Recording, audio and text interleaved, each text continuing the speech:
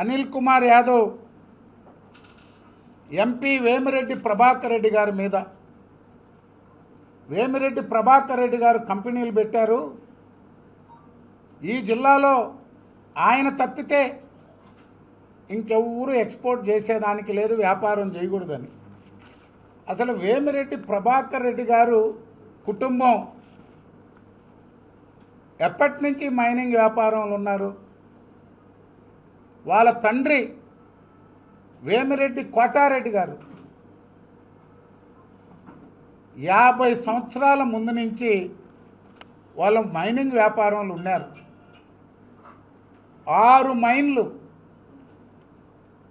Bathalapalli, Ammavaripalem, Bata గని, బాలదుర్గా గని, Janakirama, తూరుపొండ్ల mine.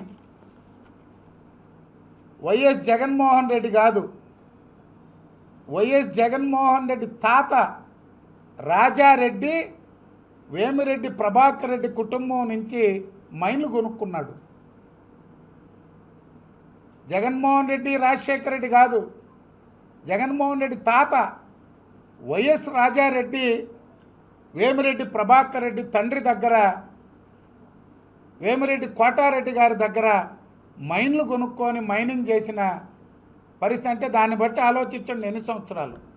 50 సంవత్సరాలకు పైగా ఈ జిల్లాలో అనేక ప్రాంతాల్లో మైనింగ్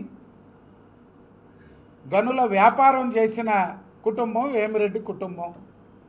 ఎప్పుడు వదులుకున్నాడు ఆయన వ్యాపారాలన్నీ? 10 సంవత్సరాల క్రితం మొత్తం ఉన్న మైనింగ్ వ్యాపారాలన్నీ, ఉన్న మైన్స్ అన్నీ అమ్మేశాడు ప్రభాకర్ రెడ్డి గారు. ఆయన ఏమన్నా మైనింగ్ కొత్తగా ఏమన్నా వచ్చాడా? భారతదేశం అంతా మైనింగ్ చేస్తున్నాడు ఆయన. ఇండోనేషియాలో చేస్తున్నాడు, ఆఫ్రికాలో చేస్తున్నాడు. ఆయన వృత్తే మైనింగ్. 35 సంవత్సరాలు 1991 నుంచి వేమిరెడ్డి ప్రభాకర్ రెడ్డి గారు మైనింగ్ వ్యాపారంలో ఉన్నాడు. ఆయనకి ఇప్పుడేంది? అనిల్ కుమార్ యాదవ్ పుట్టడానికి 10 సంవత్సరాల ముందే వాళ్ళ కుటుంబం మైనింగ్ వ్యాపారంలో ఉంది. సో నిన్న ఆయన 2 కంపెనీల పేర్లు బయట పెట్టాడు. లక్ష్మీ క్వాడ్జ్, అదేమో డాక్యుమెంట్ ఎక్కడైనా దొరకద్ది, మంచిదే. ప్రతిపక్షంలో మీరు ఆ పేపర్లు తీసి ఈ లక్ష్మీ క్వాడ్జ్ వేమిరెడ్డి ప్రభాకర్ రెడ్డి గారు, వేమిరెడ్డి ప్రభాకర్ రెడ్డి గారి కంపెనీ, వేమిరెడ్డి ప్రభాకర్ రెడ్డి గారే పెట్టారు ఆ కంపెనీ. వేమిరెడ్డి ప్రభాకర్ రెడ్డి గారే ఆ కంపెనీ పెట్టారు, తప్పేంది? వేమిరెడ్డి ప్రభాకర్ రెడ్డి గారు ఆ కంపెనీ పెట్టారు. వేమిరెడ్డి ప్రభాకర్ రెడ్డి గారు ఇక్కడ దొరుకుతున్నటువంటి ఖనిజాలతో ఓ ఫ్యాక్టరీ పెట్టాలని ఆ కంపెనీ పెట్టాడు. భారతదేశం అంతా ఈరోజు అనేక రాష్ట్ర ప్రభుత్వాలు, ప్రత్యేకించి కేంద్ర ప్రభుత్వం పరిశ్రమలు ప్రోత్సహించడంలో భాగంగా సెమీ కండక్టర్స్,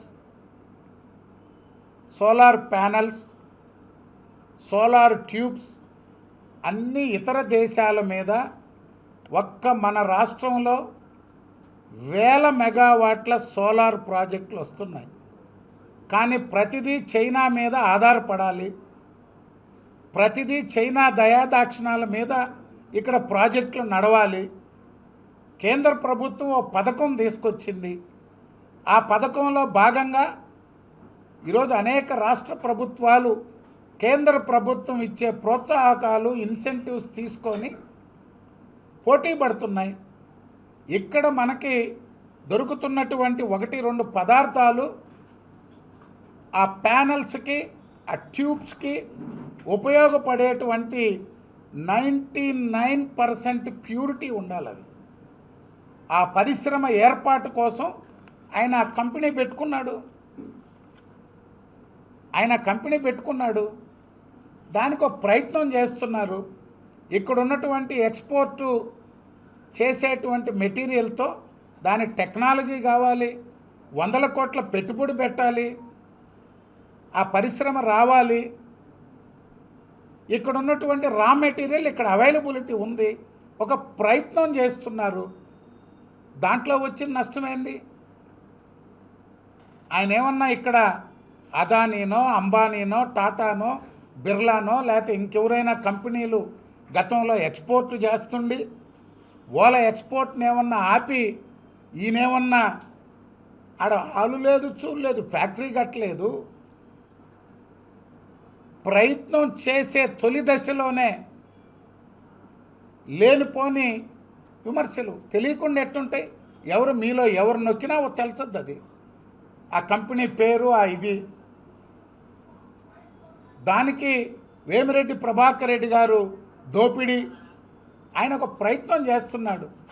కేంద్ర ప్రభుత్వం, రాష్ట్ర ప్రభుత్వం ఒక ఆలోచనలకు తగ్గట్టుగా మైనింగు డిమాండ్ ఎందుకు పడిపోయింది? గత ప్రభుత్వంలో భారీగా ఎక్స్పోర్ట్ అయింది, ఇప్పుడు కావట్లేదు. దాని కారకులు ఎవరు? కాకాని గోవర్ధన్ రెడ్డి, అనిల్ కుమార్ యాదవ్ కాదా? ఎవరిని పడితే వాళ్ళని లోటస్ పాండ్ కోసం చెత్త చెదారం అడవుల్లో దొరికింది, ఫారెస్ట్లో దొరికింది, పొలాల్లో దొరికింది మొత్తం చైనాలో డంప్ చేసి ఈరోజు చైనాలో ఫ్యాక్టరీలు ఎందుకు మూసేశారు? చైనా నుంచి ఎవరు కొనేదానికి ఎందుకు రావట్లేదు? దానికి ప్రధాన కారకులు ఈ ఇద్దరు మాజీ మంత్రులు కాదా అని నేను అడుగుతున్నా. మీరు చేసిన ఇల్లీగల్ మైనింగ్, ఇల్లీగల్ ఎక్స్పోర్ట్స్, చెత్త చెదారం మెటీరియల్ డంప్ చేసి చైనాలో ఆంధ్రప్రదేశ్ మైనింగ్ వ్యాపారాన్నే గందరగోళం చేసినటువంటి మీరు ఈరోజు తెలుగుదేశం ఉమ్మడి ప్రభుత్వాన్ని ఈ జిల్లాలో వేమిరెడ్డి ప్రభాకర్ రెడ్డి గారు కారకులని మాట్లాడడం కరెక్ట్ కాదని చెప్తూ పదే పదే చెప్తున్నారు. మేము అరెస్టులకు భయపడం, మేము దేనికి జంకే వాళ్ళం కాదు. నాకైతే ఒకటి స్పష్టంగా కనిపిస్తుంది, కాకాని గోవర్ధన్ రెడ్డి గారి మీద ఎంక్వైరీలన్నీ అయ్యి కేసులు, అరెస్టులు దాకా వచ్చినాయి. త్వరలో మాజీ మంత్రి అనిల్ కుమార్ యాదవ్ గారు కూడా అరెస్ట్ కాబోతున్నారు. ఆయన మీద మైనింగ్ సంబంధించి కానీ,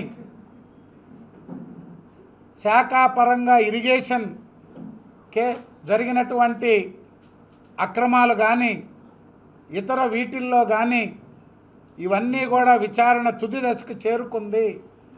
అందుకే కూటమి ప్రభుత్వంపై ఎదురుదాడికి దిగారు అని అనిపిస్తుంది.